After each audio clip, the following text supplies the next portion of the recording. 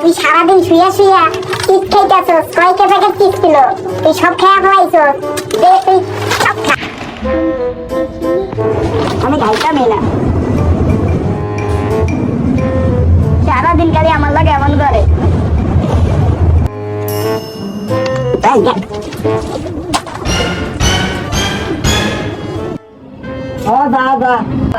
সময় হেরার জ্বালায় আর আমি বাঁচলাম না।